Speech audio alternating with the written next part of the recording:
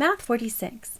A box in the shape of a cube has an interior side length of 18 inches and is used to ship a right circular cylinder with a radius of 6 inches and a height of 12 inches.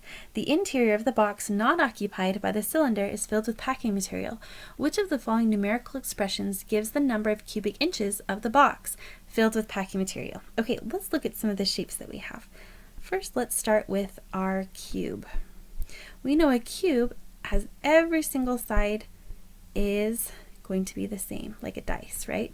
And so we know that for the cube, every side is going to be 18 inches, okay? And to find the volume of that, all we're going to do is we're going to cube 18. So if because we're going to do 18 times 18 times 18, right?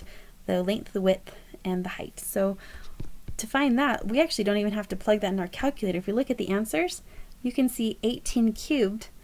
We have 3 options right there. So we know already that F and G are not going to be the correct answer because they want to know. So here's the cube, and let's create a little cylinder right here. It kind of looks, the right circular cylinder is like a soda can, okay? And so they're going to put that in there, and they've told us what the radius and the height is going to be. So the radius right here is a 6, the height is a 12. And the whole point of the question is they want to know how much space is all the packing material taking up. So we have to take the cube minus the volume of the cube minus the volume of the right circular cylinder. And so you can see in H, J, and K, there's 18 cubed because that's how much volume the whole thing is taking up. And now we have to figure out what is the equation we need for the right circular cylinder. Okay? All right, so let's take a minute with that. Do you remember how to find the area of a circle? That could be a good place to start because we have a circle on the top and then a circle on the bottom, right? The area of the circle is pi r squared.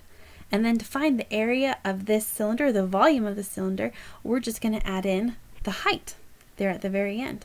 And so let's look at the answer so far. We're going to have 18, where am I going to write it?